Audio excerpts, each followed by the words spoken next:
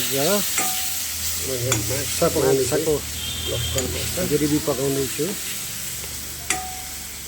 र यो कसरी पकाउने होला पनि हुन्छ।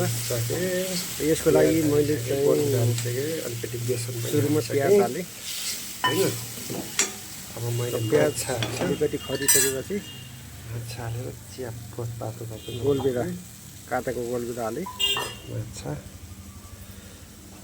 र अलिकति बेसन हालेँ, नुन बेसार हालेँ, त्यसपछि माछा हालेँ।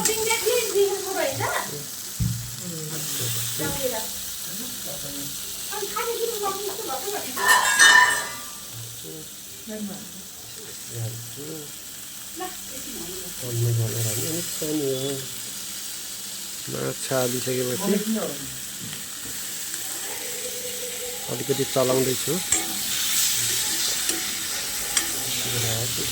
माछालाई अलिअलि एकछिन पाक्न दिनुपर्छ।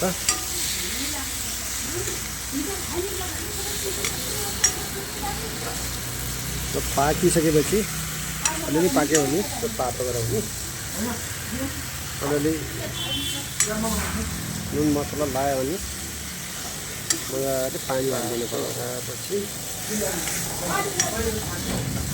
तताएको पानी छिटो हाल्दाखेरि छिटो पाक्छ। तातो पानी हाल्नु हुन्छ।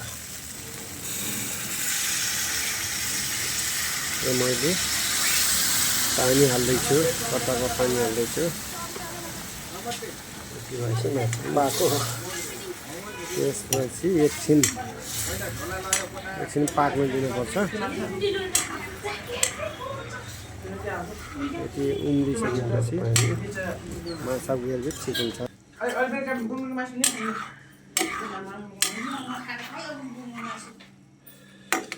लगभग 10-15 मिनट पाकेपछि पाको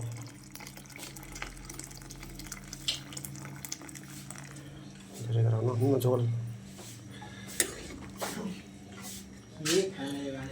होइन। यति गराएपछि यो उम्लेपछि माछा तयार भयो है। यस्तै खानुपर्छ कि धेरै पठाउने माछा यस्तो खुट्टाले ल्याउँछ।